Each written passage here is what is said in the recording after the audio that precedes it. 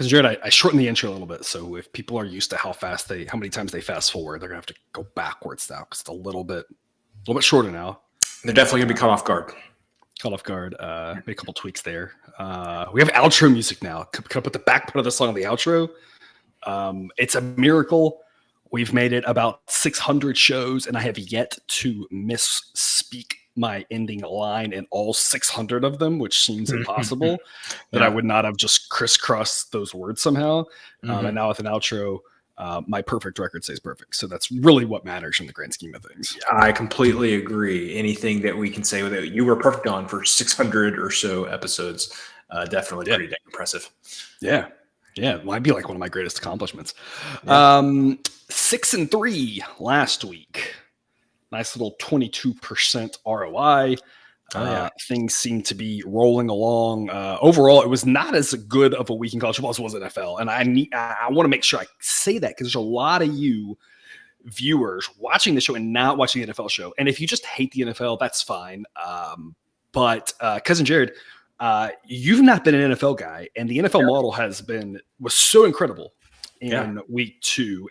It showed the promise in week 1, but kind of feeling out exactly what we're doing, and then week 2 was incredible. And I'm turning you into an NFL guy. So what do you have to say to someone who's watching this video, who's used to college football, loves college football, and hasn't dabbled in the NFL yet, but you're like, hey, you might want to check it out because it's doing pretty good. What do you say to those people? What I would say to those people is, so the benefits of a player-based model in the NFL seem to be coming through. And part of the problem with college football is just there's so many teams, so many depth charts, so much data. You can only find so much of it, and what percent of it is actually accurate. Things change all the time. The NFL is like the exact opposite. There's 30-something teams. There's 50-something players on each one. They all have to have injury designations. And so the fact that they have to do the injury update stuff really is a whole game changer, because college is sometimes real tough to figure some of this stuff out. Yeah. And so I think that's been really good. Like we talked about the other day, like the Dolphins money line kept going down. And I was like, why is the money line going down? It's because one of their starting offensive tackles was out. And so that moved the line a little bit. So there's just a lot more information out there. NFL, I think, is going to be a lot more variable because, less college kickers and all sorts of things like that, which, there are some NFL kicker situations, especially since they moved the extra points back. And that block, was that an extra point block or a field goal? Yeah. And they tried it again, and I think he missed it because the guy coming, Bill Belichick, just if you didn't think you could, he's kind of a weird guy for sure. And he's got a weird group of friends, I feel like, but man is a genius. I mean, that was, you can hate the guy all you want. And sure, like no complaints here. I don't really care, but like for whatever, but like, man, that field goal play is just incredible. And it's like, at some point teams, I think are going to start like knowing about that, and they're going to, the holder's going to have to do like, it's almost going to be like a silent snap count. Like he's going to have like 2 signs. It's gonna be like pitchers. You have to have like a sign to the center so that they can time that and make sure it doesn't get, that he can't time off the holder. But that was incredible. So anyway, I've really enjoyed NFL, not only because it has, been doing well so far this season, but just kind of a little change up, something different. Like you can only talk about your fantasy team like so often and keep a good conversation. Most people don't care. Yeah. A lot of people don't care, but hey, you can talk about, the stupid kicker, so we blame him because we lost our play for whatever reason. So I've enjoyed it more than I thought I would so far this season. And of course, I've got you and Jake walking me through it. Every Tuesday night, the video go up and watch it on Wednesday sometime. Jake nailing some of the additional beyond the A grade. I think the A grade totals went 4-0. The A grade sides went, I don't know, probably undefeated as well. I feel like in week 2, and then Jake coming in clutch, deciding, like I said, I give you all some creative control here, picking out some B and C grade winners as well was clutch. The fun thing, and I've done, it's pretty similar for NFL and college. I have built the program that automates the depth chart, what I think the depth chart should be based off how I grade each player. Obviously, there's going to be some differences. Coaches are going to use guys a little bit differently, but I think that's kind of a rounding error, because I think what will happen is if I think a guy's better and he's playing a different guy, well, maybe that guy is actually a little bit worse. The other guy's a little better. So it probably kind of comes out in the wash for the most part. So I automate that. I've brought in some injury stuff to automate as much as possible. The Cowboys have a tough one for me there, because they have two players with the same first initial and last name on the offensive line. And that kind of makes it a little bit harder to automate some of that. But other than like that situation, we've got a lot of it automated. And so it's like I said, it's very similar in both. Of course, then there's some differences and some of the weeds of how the game's a little bit different. But the player-based system works really well here. And it's funny with the NFL, you take out a really key guy and could be a point or two. Nick Chubb going out here tonight for Cleveland, actually about 3. And that's like the highest I would have never thought a running back would be that high. Right. Because I don't think very highly of his backup. His backup had an incredible run here just a minute ago. So his grade will probably go up. But otherwise, it's nice to kind of have an idea. And there's some guys that go out and it's not really a big deal. It's not that the player's not good. It's the backups, not that far behind them. Right. But having that in the NFL is so key. And I mentioned that, I think yesterday, that's why I didn't dabble in the NFL for a while, because I was like, I have to have that injury information. Because otherwise, I don't know what injury matters and what injury doesn't based off the backups of the depth chart situation. So having that built in has been so clutch. I do the same thing for college. For college, it doesn't matter as much. There's a few situations, but it's not, it's just, you end up, because the talent doesn't spread itself out as much because the age range, you don't have any guys who are 29 and just literally men among boys type thing in college, or the 29-year-olds with the guys who are punters or whatever, that sort of thing. BYU, maybe that's why they've had an advantage at times, because they've had some older players. Yeah. But, in college, obviously the quarterback part matters. And we're going to talk about a couple of those quarterbacks here today. I'm going to give you all a little bit of tease like I did in baseball about what the benefits of being on Dub Club are, all the information that we're providing you. But without further ado, we'll get right to it here. No Friday games or Thursday games to discuss. Again, all that information, though, on Dub Club. We're going to first kick it off with Army and Syracuse. Cousin Jared, Army was so good to us. Yes, very good. The money line winner helped a little bit that Frank Harris was out. I think that line was too high either way. We talked about it, the opening way high, got driven down. He comes out, the line, there was still value. And I tweeted about this. There was still value once he went out, that game, once he went out, was getting close to a pick 'em according to Sideline. And that's about how it played out. Tight contest, a good game. According to the post-game win expectancy, UTSA played a little better. Of course, UTSA got lucky with the Hail Mary. And that's kind of what we said, was it should be a pretty tight-ish contest. And, we weren't that sold on UTSA. The Army's decent, had a shot to pull it off. Now they're going to travel and have a tougher contest, going to a Syracuse team that I've got number 33. And Cousin Jared, I have to tell you, I am very high on this Syracuse team. I think they might even be better than the model thinks they are. They've looked really good so far. Dino Babers there has had a couple of years where he's had some really good teams. Had a couple of years where they've struggled a little bit, but he's had some years where they've been pretty solid. It's a very tough place to play, notoriously there in the Carrier Dome. We liked Army last week. Model says Syracuse by 18.5, though. So we've got a B grade plan, Syracuse laying 13.5. I like that it's on this side of 14. As impressive as Army was, I think they're just a little bit out of their league here playing Syracuse. What are your thoughts on this one? As somebody who probably watched every Johnny Manziel home game in person, I was having Johnny Manziel flashbacks watching Garrett Schrader just shred the Purdue defense this past weekend. And you talked about Frank Harris being out with that UTSA Army game this past week. Unfortunately for Army, Garrett Schrader will be playing in this game. And I think it's going to be very, very difficult for their defense to do anything to stop him. You might in this game. If I'm Army, I'm thinking we've opened up the offense a little bit more this year. We're still running the triple option. They're still running the ball. I believe I looked this up. Upper 70% of the time. They're still running the ball a lot. They're still running it a lot. But to keep Schrader off the field, you may want to go like as far back to your roots as you possibly can. You may want to get to, I think Air Force is at 94% this season. They may want to get to those Air Force levels. Yeah, because that's really shorten this game. That's going to be your best defense in this game, is keeping Schrader on the sidelines for sure. So, and I'm interested in Syracuse, because I thought they were onto something. They took Virginia's offensive coordinator from 2 years ago, brought him in last year, and their offense was fine. And then he left, reunited with Brennan Armstrong in North Carolina State. North Carolina State offense hasn't been anything to write home about. And now we thought it was going to be better, and it's been but now Syracuse's offense is humming again. So now I have questions about that, that offensive coordinator quarterback pairing at North Carolina State. But yeah, anyway, I think the Syracuse is just too good offensively, and unless Army does something, possesses the ball for 35 to 40 minutes of this game, I think that Syracuse can cover this number. And they did that against UTSA. They held the ball for over, I think, 40 minutes. It was an incredible amount of time. It's just, and I think they're going to kind of be able to do the same things. I think Syracuse, when they get the ball, I think they're going to score pretty quickly. I think Syracuse defense is a little bit better than UTSA's, though. I think that's the difference. I think the game location, again, here is a much tougher place to play. No offense to UTSA. They've been a great story. I just think it's tough to play Syracuse. Following up there at a couple points, talk about Syracuse-Purdue. We had that as an A-grade winner last week. And you're right, Syracuse just looks so good. I've got Garrett Schrader as the number 15th ranked quarterback right now, and he's climbing. He could easily be top 10 here in about a month if he keeps playing well. And that's saying a lot because there's a lot of good college quarterbacks right now. And I'm not sure how many of these guys are going to, make the NFL.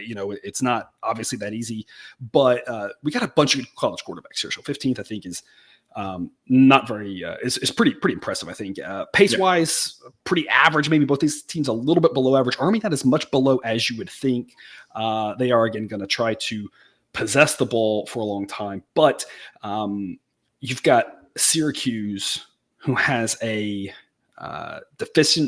defensive efficiency against the run ranked 31 according to Model. Triple options, obviously not the easiest thing to defend. They're still running a little bit of that. That's tough, but Syracuse here, it's a team we've been high on, and there's no reason not to continue to back them. 12 p.m. Eastern, Virginia Tech at Marshall. And this game might not be the prettiest from an aesthetic perspective here. You can see not a single number there in the triple digits on the offensive and defensive grades. And those grades, 100 is average. Higher means more points. So if your defense, you want lower. If your offense, you want higher. Those are pace adjusted. And I think that's the key thing to talk about this. Virginia Tech's pace ranks 114th. Marshall's pace ranks 126th. That's pace / explosiveness. It's about 1/3 how fast you go, about 1/3 how quickly you can score, about 1/3 how quickly you can allow other people to score. So it's not completely exactly pace, but both these teams are very slow, methodical type teams. And you can see that in those grades. The offense is not as bad as they look there, but when you go that slow, you just don't get a lot of points. And that's what matters when you're betting a total. We're going to go under 41. Model says 40. So only a small Model edge, a bunch of A-grade totals over there for you on Dub Club. Because of Jared, we want to make sure we talk about the non-A grades. The A grades are the ones we know we're going to play. I want to talk here about what are the totals that are not the A grades that we want. And this is one you've identified as, even though it's a small Model edge, you really like this under 41. I have to assume it has to do with a lot of this being a boring football game, but I'm curious to hear more. Yeah, so number one, I would say look at Virginia Tech's offensive rating, 90. I don't know where that rates on Power 5 offenses. It is not high up there. It is what I would say. Virginia Tech's offense leaves a little bit to be desired. And I know, we neglected to mention, this is the Grant Wells Bowl, second year, I think, at Virginia Tech. Started out his career at Marshall. Unfortunately, Virginia Tech, the best year of his career was his freshman year at Marshall, and then hasn't quite been able to replicate that. Offensively, Virginia Tech isn't much to write home about, but man, look at that Marshall defense at 86. I mean, is there I'm sure there probably is. I can't think of what it is off the top of my head, but is there a non-Power 5 unit that has a grade that grades out that well, either on offense or defense? That's really if you talk long enough, I maybe can give you the answer. Okay, well, I'll just keep having here. And again, I know that, and if I'm right in saying that metric is pace adjusted. Pace adjusted. Yeah. So pace adjusted. So again, that helps a little bit there. But anyway, that's just really impressive. One of these teams is not going to score. If you force me to tell you, I don't know which one is not going to score, but one of these teams is not going to score very much. So we gave this a C grade at under 41, but as one of my favorite totals on the board this weekend. Getting it at 41. 41 is one of the key numbers when you get down into the lower 40s. It's 44 is the most key, and then 41 is the second most. So obviously you would love something higher than this, but this number is not going to go up. So I would say do not hesitate. Grab this at 41. If you were like, oh, I'm going to wait for 41 and a half, well, you get to 40 and a half, and that's a much worse situation than getting a push at 41. So I would say just go ahead and grab this. I don't see any way that this is going to go up. Fantastic insight from you there on the number there. That's always love when you can give us that analysis on the key numbers of points or totals. It's not something that people know quite as much about. We all know about 3 and 7, right? Et cetera. Yep. We all know not to tease through 0, right? Because the value there, but the totals a little bit different. Tulane has the highest rated efficiency defense of the non-power 5 according to Sideline. They are ranked 44th. Marshall ranks 53rd. So when the best group of 5 is 44th, they're 9 spots behind that. It was tough for my eyeballs to go through that because there are a lot of teams that are ahead of Tulane at 44 that were not Power 5 teams recently, but now are. But that's why they're Power 5 now, because the Cincinnati's of the world, the BYU's of the world, et cetera, like it's Central Florida's of the world, right? These are teams that have been very good. That's why they got the invite, of course, to go to the Power 5. But Marshall, again, like you said, a really good defense. And you take that pace. Tulane plays a little bit faster pace. So you expect on average Marshall to allow fewer points per game because of that pace, even though they're not quite as efficient on it. It's still a very good defense though. And I'm like you, it's one of those where this is going to be a relatively tight game. One of these schools probably struggles to get past 10 points, right? And I don't know which one it is. But with the pace and with these defenses here, or the lack of offense under 41 is a pretty smart pick. Going to do a little bit of a whiplash for you here and go the other direction. 12 p.m. Eastern, SMU-TCU, the battle for the Iron Skillet, and we are running out of how many Iron Skillets will be awarded going forward. We don't know if this is going to continue. There's been a bunch of trash talking back and forth between these DFW schools, one a D school, one an FW school. Overall, though, I don't think the difference between these two teams is that big. TCU played for a national championship last year, lost a lot in the quarterback, who was kind of their miracle worker. They won a bunch of close games. They were not the second best team in the country last year. I don't think anybody would have argued that. They did play for the title. They did win some games. That was good. But I don't think anybody would have said they were the second best team. Probably closer to 10th or so, losing a little bit, dropping out. SMU's been a solid team. This should be a reasonably close game. TCU's at home. They're favored. They should be favored. I don't think the spread really has much to offer, but we're going to try to get another over in one of these high-scoring games. We're 0-2 in these, and so I'm curious to hear what you have to say about that. Part of that was we tried Houston both times. Maybe we just don't think Houston's offense is very good. We'll talk about Houston later on. TCU tried to do their part last week to get that game over. It was a wonky game, too. There were a lot of field goals in the first half, a couple red zone turnovers, just some weird things happening in that game. SMU's offense a little bit better than Houston. The pace of these two teams is where it's at. SMU ranks 20th, TCU 23rd. We're projecting 65.2 points. We're going to go over 64. Another kind of quasi-key number, as key as it can be there in the 60s. Cousin Jared, why are we confident that this one can get over when the last 2 times we've tried to go over on show with a big number, it hasn't quite worked out for us?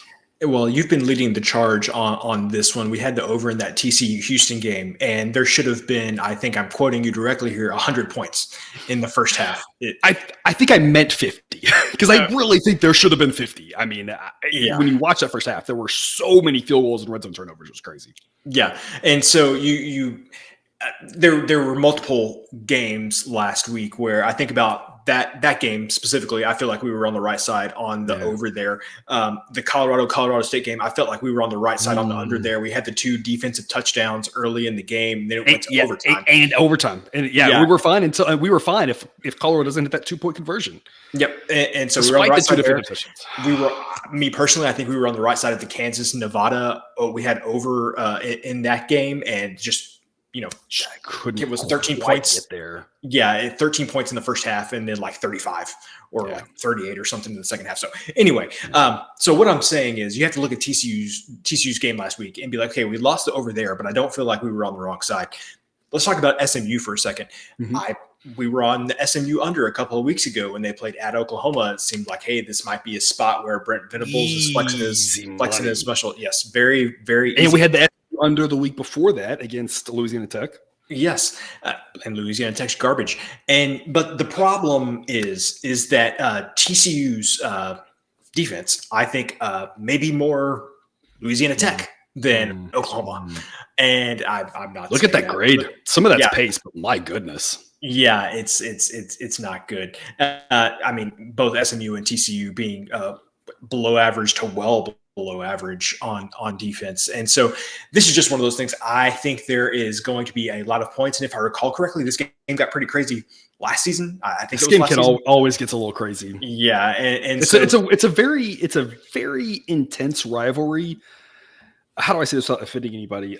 Between a bunch of rich oil brats. I say this as a Baylor alum, so I mean, I'm sorry. Like, you come at me in the comments, whatever. But it is what it is, and it's a fierce rivalry. These two schools do not like each other, and they both were part of the Southwest Conference. They both got left out in the first realignment 1.0 or 2.0, I guess, maybe right after the SEC happened. I guess was when the Big 12 happened, and they've both been dying to get back in it. SMU is so dying to get back in it that they're like, we don't even need your money. We're gonna go out and raise $100 million in 7 days because we don't need your stupid television money because we want to be with the big boys. TCU's been long trying to do it and took quite a winding path to get back to it. And I mean, they just do not like each other. So this game can get wild. Yep. Definitely it could. And so anyway, I think there's going to be a dearth of defense in this game. And again, focus on, like, especially with TCU last week, like, focus on the process, not necessarily the result. And it was one of those where I still feel like we were on the right side last week. So don't be put off by, missing on the over on TCU last weekend. A couple of things to point out. Part of the defensive grades, of course, are pace related. I mean, there's really no other way around it than that. But TCU's is really concerning to be that far off. SMU's really only drops into the triple digits because of the pace. TCU's is questionably that anyway. Right around average. And again, average across all teams is not good for a Power 5 team. So yeah, TCU's defense definitely a big concern. I think it's interesting. SMU, we had two really easy unders. And so we always talk about this when the model kind of flips its direction from what it's been doing based off the market. What does that tell you? And I think it's the flip here because TCU, and you say, well, how did they not flip against Oklahoma? And it's like that. The problem is that total was set so high because Oklahoma can score, but Oklahoma's just not quite the same as TCU. Oklahoma's still got a better defense than TCU, and Oklahoma's got a better offense, but that was just a different set of players, different situation, different number, right? It's all about the number, and that game went way under. It probably, on average, that was pretty an outlier, a fairly outlier occurrence to have only, I think, 35 points or so in that game. That wasn't what we would have expected. If they played that game 10 more times, they'd probably get more than that every single one of them, right? So I think there's a lot of things you could talk about with this game between what happened last week, TCU Houston, what happens with a couple of these SMU unders.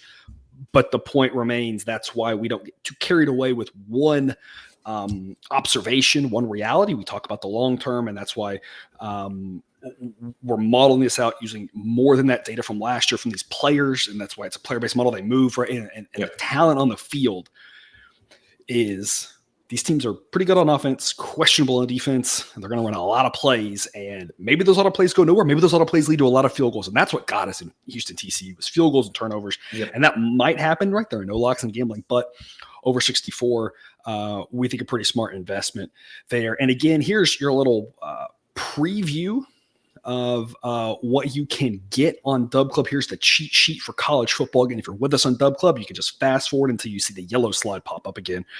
If you're not, you can pause, you can zoom in, but you can see there on screen what we've got. Win probability, what the price should be.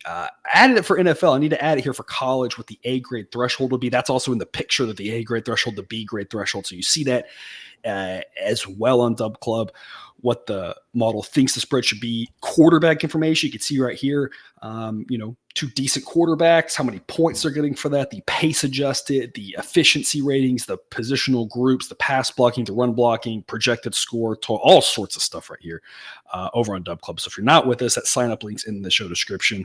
And if you're with us, and you just listen to my voice for a few more seconds, or you fast forward it. So either way, 3:30 p.m. Eastern, BYU Kansas, one of those games you talked about, kind of the right idea, and it just didn't quite get there for us against the BYU team. I couldn't tell you which one's better. I've got them 49 and 48, according to my model. Very different styles. Kansas doing it with, going to put up a lot of points, questionable defense, going to play fast. BYU kind of more of a traditional run-of-the-mill, decent offense, decent defense, not going to play too fast or too slow, just very different, maybe a little faster than average, but they're not going at the speed Kansas is, whose pace and explosion rates number 6. And it's, again, defensive explosion too. It's pretty easy to score quickly on Kansas. I'd be remiss if I didn't point out that Kansas barely beat Nevada team that lost by 20 some odd points to Idaho. Now, I think Idaho's actually pretty good. I think they're one of the stronger FCS schools. I mean, the playoffs last year, they were ranked. They're in a very difficult conference for FCS, but Nevada looked better against Kansas, but you can't just say we're 20 points worse against even a good FCS school, and magically now we can hang with Kansas. Like Nevada feels like they're an FCS school, but they're in the Mountain West. I mean, I'm not going to let you besmirch my Mountain West like this, even though they are down. Which, if you want to look at some futures. No, they looked pretty good last week, actually. I think. They did look good. Mm-hmm. If you're looking at some futures markets, though, Air Force to win the Mountain West, I mean, I don't feel like anybody else is wanting to win the Mountain West this year. Anyway, but I digress. Anyway. Nice little sneaking that one in there on us. Anyway, I say all that to say I'm high on Kansas. I'm really high on Kansas. They're a very good team. Got them top 50. They're well coached. Excitement around that school and that program. As a Big 12 fan, I'm here for it. As much fun as it is when Kansas is terrible and you get that automatic W on your schedule, I think Kansas is a great story. I'm well behind it. I'm not trying to insult them whatsoever. I am saying that that last week was concerning. You have to be a little concerned. BYU played a pretty good game last week against Arkansas, an Arkansas team that I'm not sure they're going to, compete for the SEC championship at this point, but Arkansas is not a bad team, right? My point being, I'm not sure which team's better. Kansas should be favored because they're at home. I know that crowd will be very excited. BYU is a tough team to beat, though, and I don't know who wins this game. I also don't know why we're getting 9.5 points. Completely. That's my question here. So that's what we're going to do is we're going to grab all these points. Anything north of a touchdown offers pretty good value, in my opinion. Cousin Jared, what's your take on this one? I know that, Professor, you're a fan of the money lines. I know that you believe in your abilities with probabilities and all of that good stuff. I can't pass up getting 9.5 points. This seems ridiculous. When this opened up at 8. And I was like, sure, I'll take 8. And then it kept going up. And I was like, is somebody severely injured for BYU? I really could not figure out what it was. And did my quick research, could not find anything of note that would make me think that this is weird. I mean, of course, back-to-back road games for BYU going to Arkansas, to Kansas. I mean, that's a tough 2-game stretch for sure. But I couldn't see anything here that I don't understand. And especially when you saw what you saw with Kansas against Nevada last week, and even before what we saw with them, Kansas's defense is just not good. And so I think any team is going to be able to keep it close for sure. I think we would be remiss. We didn't talk about last year's Kansas team because they look pretty similar so far. That's early, but last year's Kansas team was a great story as well. And they had a couple of really good games. They had a couple of games where they just could not stop anybody. And they counter that with a really good offense.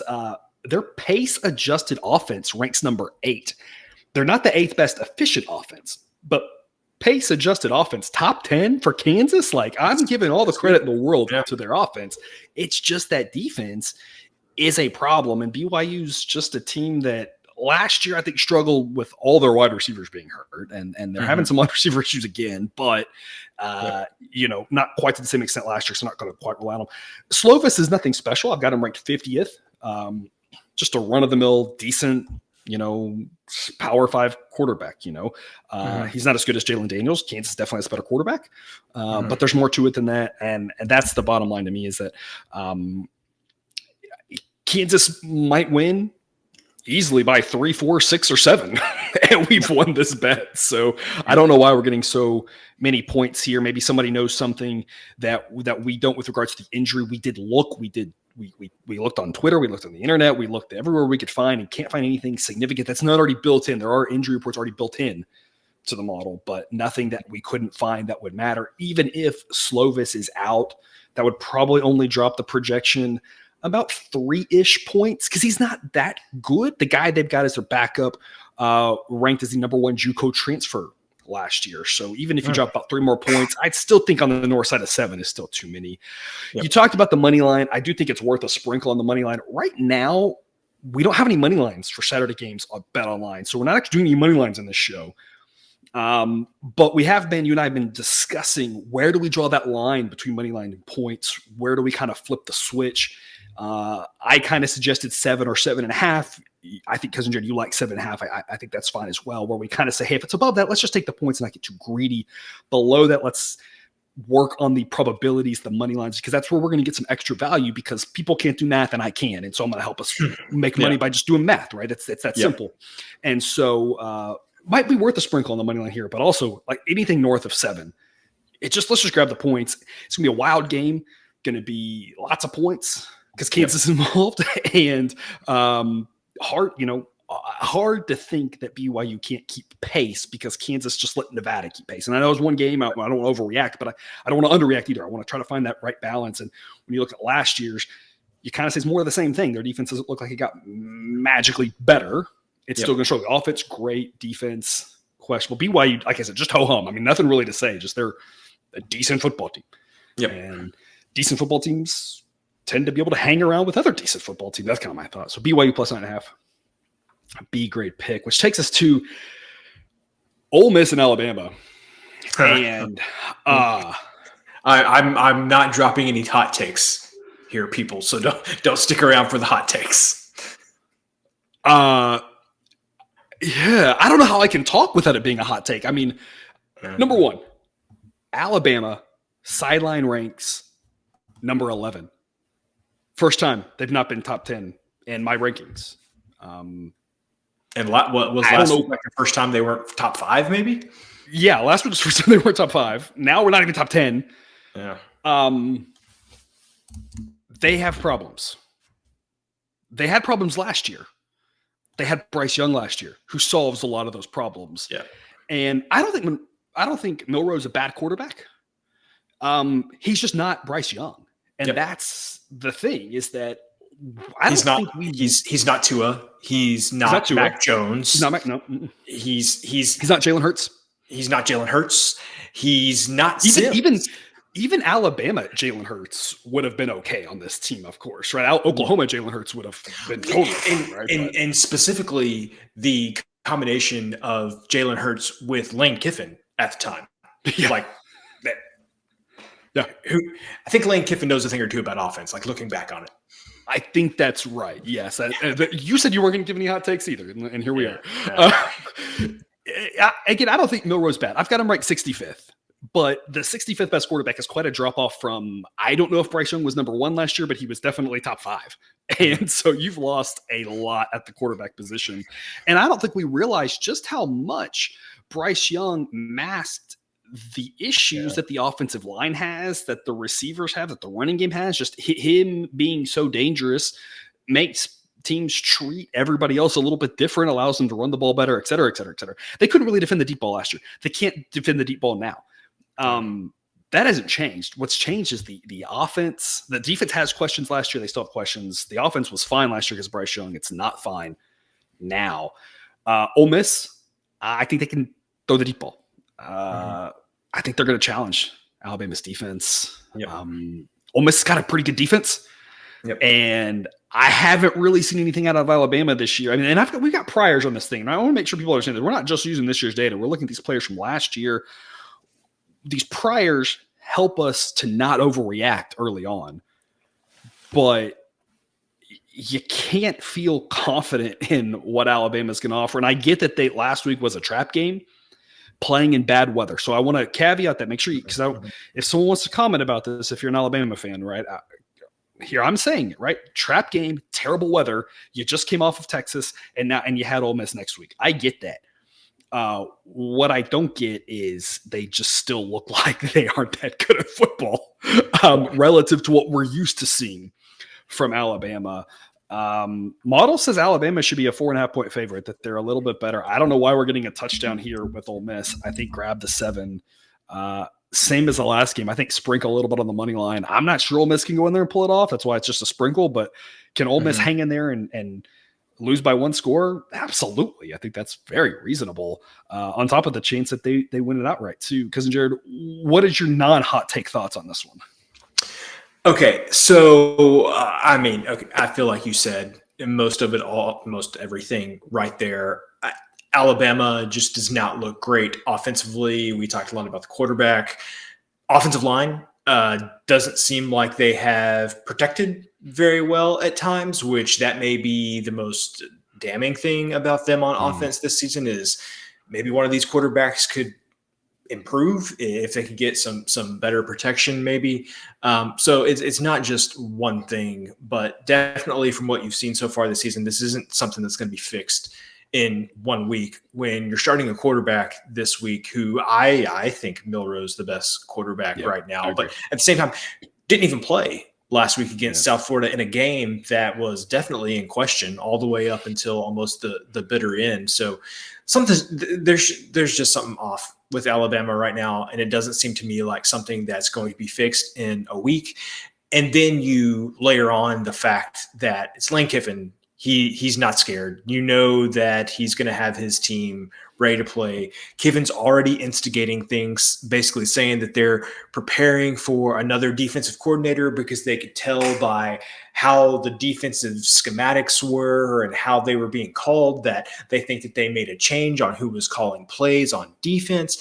And he's stirring the pot. Nick Saban has said that's not the case. And then Kiffin basically said, well, everybody knows everybody around here. And basically, like, I can tell from looking at the defense, and he didn't say this specifically, but like, I've got friends there that tell me what's going on. So anyway, he's stirring the pot as he likes to do. Of course, caveating the whole thing with saying, I didn't mean to stir anything up. You asked me the question and he just answered it. Anyway. Is that not the biggest real life version of Will Ferrell in Talladega Nights saying, with all due respect? Yeah. And so anyway, it's I think it's gonna be a good close game. I think Ole Miss, you mentioned their defense. I think it's a little bit underrated, and I just don't think that these Alabama issues are going to be fixed in 1 week. So I will talk about the total here. It's not something that we had planned. I feel like I can talk about the total. Sideline says this total spot on. It's widely available at 55. Sideline basically says it should be 55. Unless Jackson Dart turns into Quinn Ewers of Oklahoma and it plays well against Oklahoma and Alabama. I think it's going to be hard for this game to get to 55. So sideline doesn't say there's an edge there. If I had to lean one way or the other, I would lean towards the under, just because this game got to 54 last year, and Bama, not only Bryce Young, but Gibbs was the running back too. It's better than the running backs this year. I mean, and Texas only rushed for about 100 yards in that game against Alabama, and I promise you, Ole Miss is going to rush. Well, I can't promise you they're going to rush for more than 100 yards. The Alabama defense is still really good, but I would say that Ole Miss is probably going to be more committed to the run than what Texas was. Which Texas, when you were throwing deep bombs, I mean, who cared? Do whatever you want.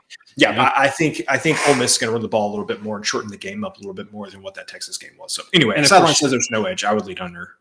You brought it up. I have to point out we had a nice fade of Texas again, A grade, taking Wyoming last week. Apparently, it's as simple as Quinn Ewers fade him against everybody but Alabama and Oklahoma, because he just shows up against them and can throw the deep ball. And otherwise, he looks terrible. He looked terrible last week again. So plus 550 on the Heisman. He will get invited if Texas goes undefeated, because that's what happens. You invite the quarterback of the undefeated team. But my goodness, he is going to have to figure out he's going to have to, paint the other team's, decals on the helmet or something and trick himself into thinking it's OU or Alabama.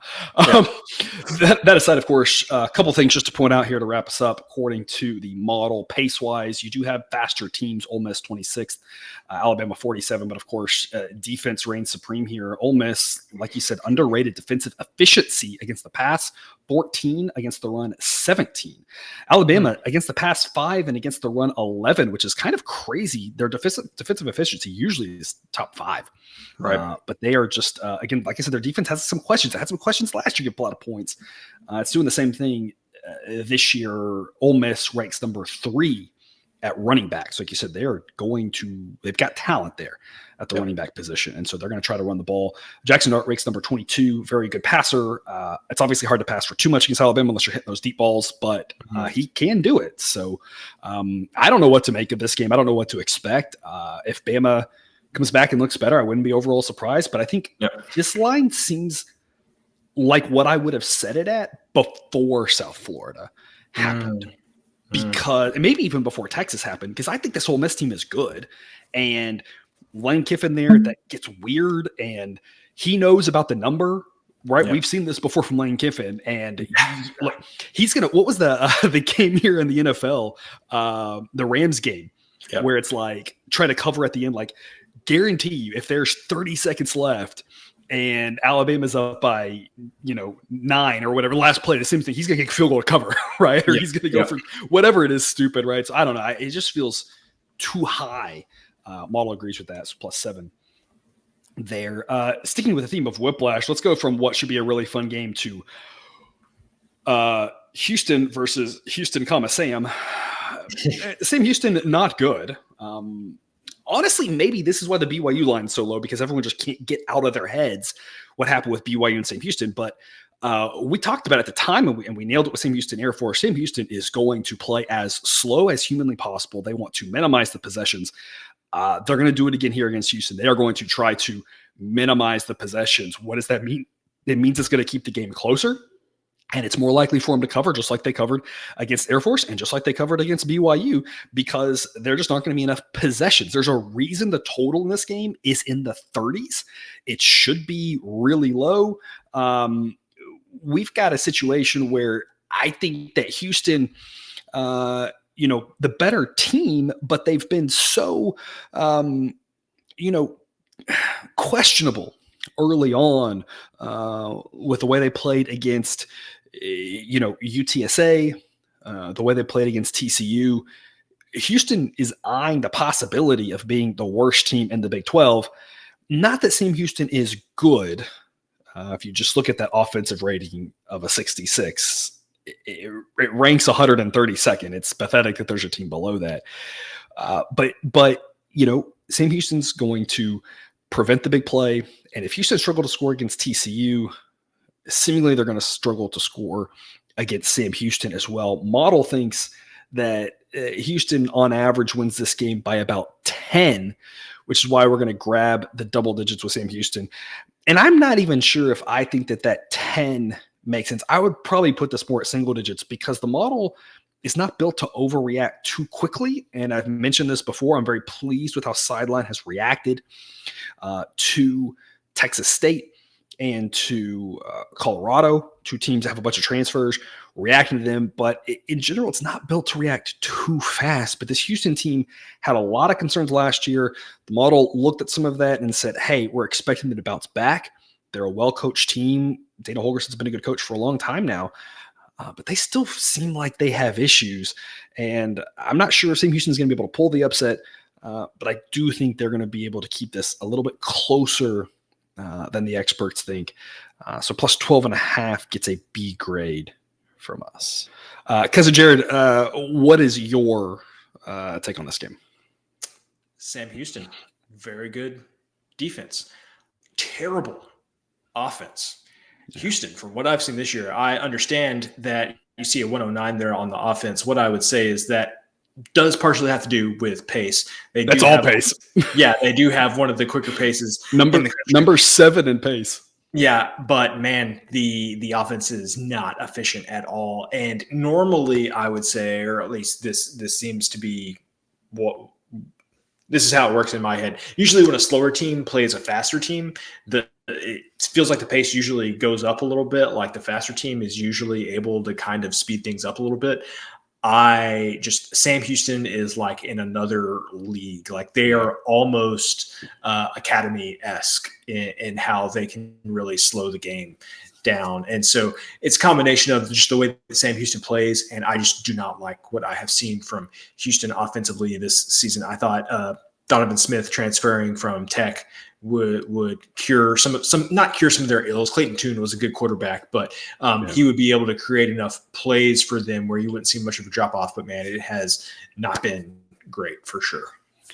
And you mentioned that pace course, Sam Houston dead last in pace, and part of again that pace is how slow you play, but it's also the explosion part. And that's, I think, the thing with Sam Houston. They aren't going to get chunk yards because their offense is terrible. Mm-hmm. And the defensive style they play is meant to make you drive the length of the field. They are going to make you earn it. And so part of it is their defense is pretty good, especially for a team that was FCS last year. I'm not going to say their defense is great. I mean, the 82 is all about the pace, Right. But their defense is reasonably, they're reasonable for being an FCS school last year. And they're again built to make it where we're not going to give up a quick touchdown.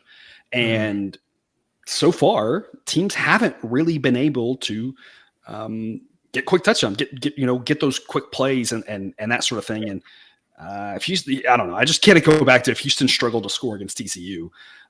Sam Houston's going to frustrate them as well with kind of just what they do. So plus 12.5, pretty good value here on my second of 3 alma maters.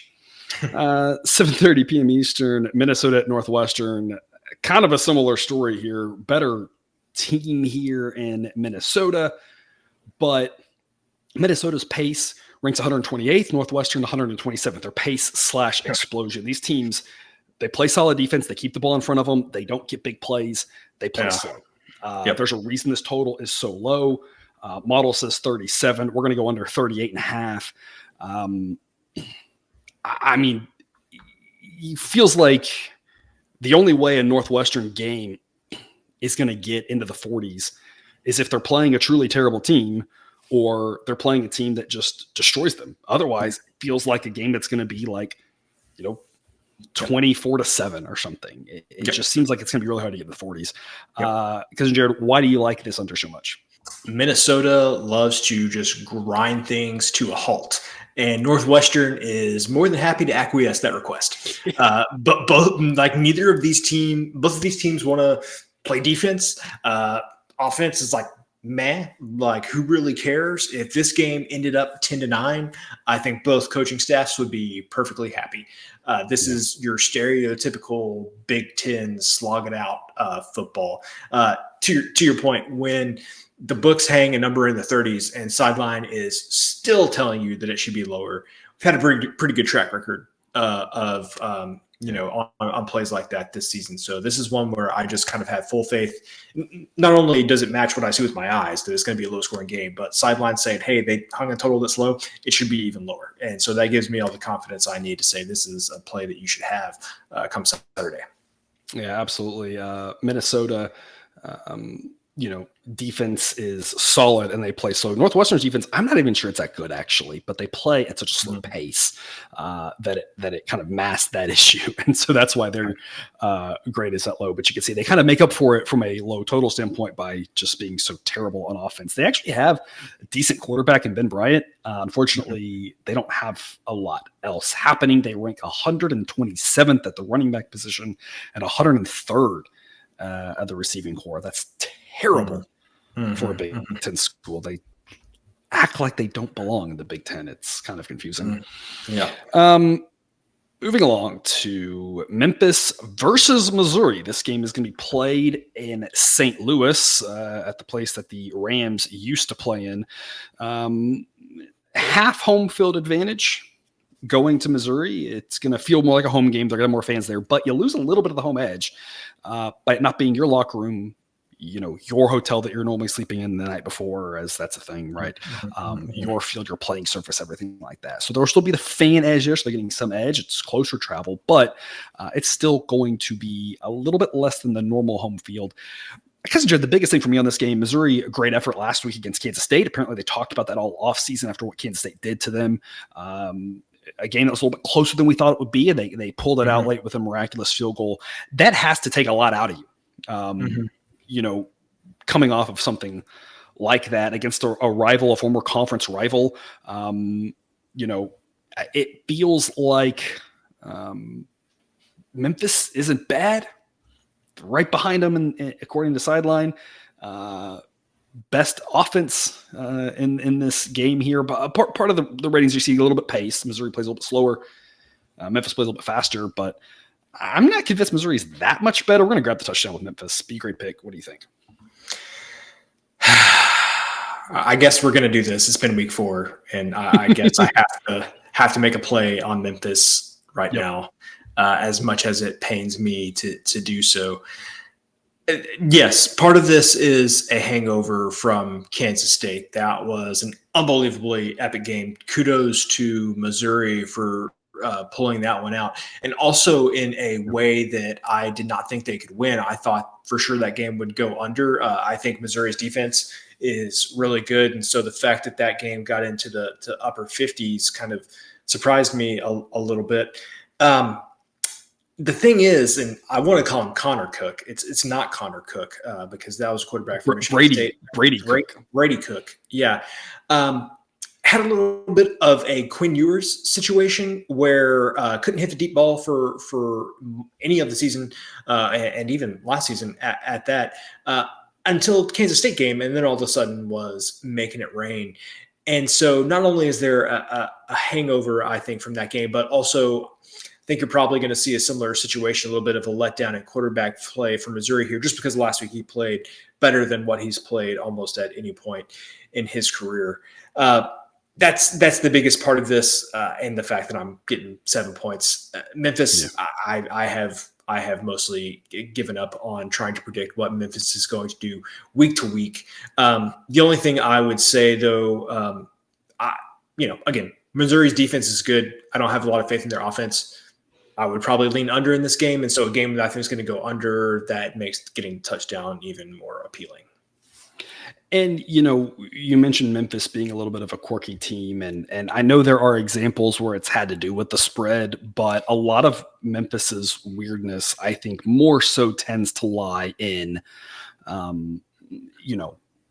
game going to triple overtime type nonsense, or backdoor covers, weird things where they just they let off and let someone else score.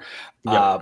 It doesn't feel like the +7 aligns as much with the crazy Memphis has gotten weird type story. I'm a little bit more concerned about laying points with Memphis. We kind of saw that last week with Navy, in a short week there in a game that, they made a bunch of mistakes and couldn't cover a big number. Not to see that get happen here, not to say with Memphis, they can't be, down 4 trying to drive for, the winning score and throw a pick 6, right? Obviously sports are weird. Football is weird. That could happen. But I think that this is a more, we have a better chance of avoiding the weirdness with Memphis. And I think the weirdness with Memphis is causing people to miss the fact that this is a good team. I think we're getting some extra value in this because people saw that game against Navy. There was only one other game on. It was NFL game. There were other college games. And I think people are taking maybe a little bit too much from that Memphis has been a pretty good team here. Good players, Seth Hennigan, number 28 ranked quarterback. I think this team's very solid. They're not a top 25 team, but they're solid. I think people are looking at Missouri last week. Great win.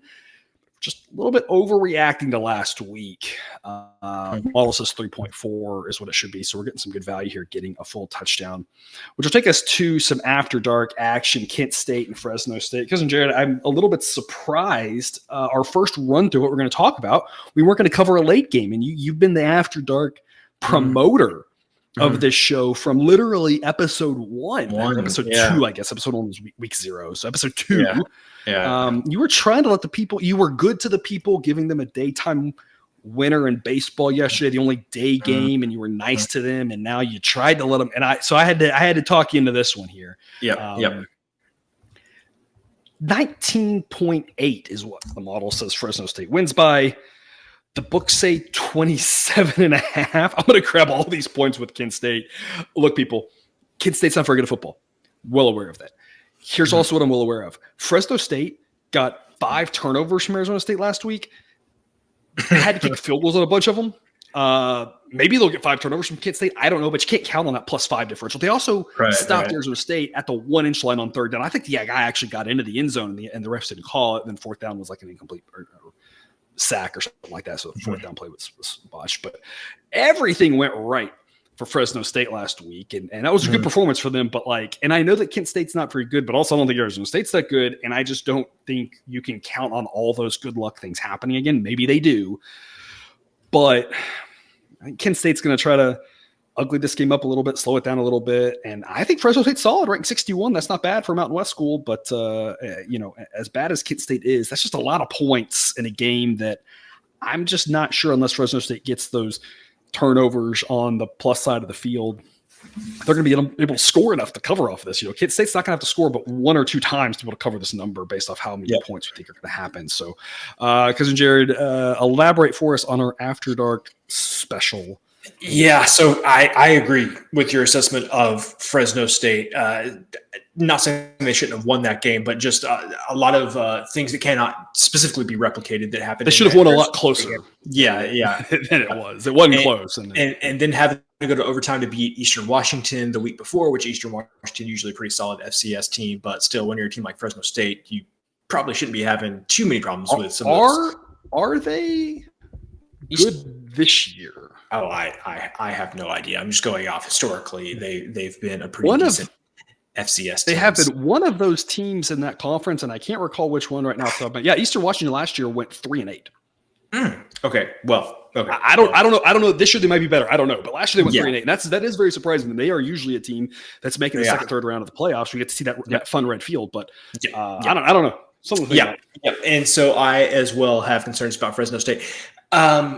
And the thing that I would reference in this is there was another team that was +5 in turnovers 1 week, had to go to overtime to win their game. So this was 2 weeks ago. They were +5 in turnovers, had to go to overtime to win their game. We backed that team last week and got our ass handed to us, and that was Mississippi State.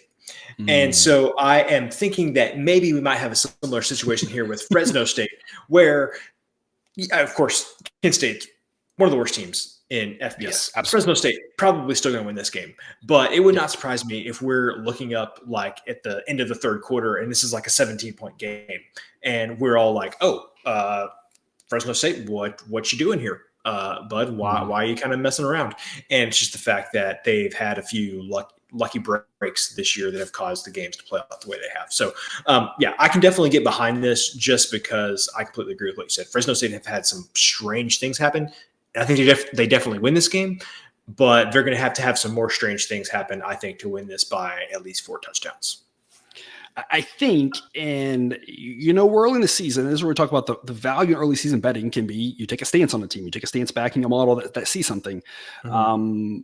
Later on, we're going to have a better idea. So we're going to know in 4 or 5 weeks, and you won't be able to find quite as much big value because everyone will kind of be on the same page. Right now, we're not. So there's a chance that Kent State is truly atrociously terrible. And I don't mean ranked 130. I mean should be ranked 150 terrible. It's very possible. The way they got beat by UCF. UCF's a pretty good team, though. John Reese Publi's top 10 quarterback. And I'm not saying that Fresno State isn't good. I think they're decent. But, Mikey King has been okay. I've got him ranked 63rd. He's been serviceable. but he's no John Reese Plumlee, right? Yeah. I think we could all agree on that. And, there's a chance that Kid State is just one of the worst teams ever and they lose this game by 40 points. And if so, I think we're going to have to kind of acknowledge going forward they might be one of the worst teams ever, that sort of thing, right? Yep. In reality, that's not likely. It's likely that they're just terrible. And if you're thinking about these terrible teams, there's times to back them. And the times to back them are when they're playing a team who is good, not great, maybe going to play a little bit slower, so it's going to be harder to blow them out. And you're getting a crap ton of points. And so this is that time. You don't want to always just take bad teams, right? But there are times to take them. This seems like the right time. Where we're going on a limb is assuming that Kent State isn't one of the 5 worst teams of this century, and maybe they are, but assuming they aren't, they ought to be able to hang around and, maybe those by 28, maybe those by 31, right? But they ought to be able to hang around this number and not get completely embarrassed, lose by 50 like they did to UCF, because I just think UCF's a much better team than Fresno State is. So 27 points, pretty good value there. Because Jared, that is our show. Do you have parting words for the viewer? I mean, sign up for Dub Club. If you have enjoyed what you've seen here, you can go to Dub Club. And somehow, after I said I was not going to talk about every single FBS game every single week like we did last season, here I am sitting down every Wednesday night. Recording Wednesday night comes available late Wednesday night for Dub Club people. We talk about every FBS game every single week. So if you've enjoyed this, sign up for Dub Club. There is a lot more content there for college football. Yep. All right. Well said. And that does it for us. We'll let the music take us out and we will see y'all later.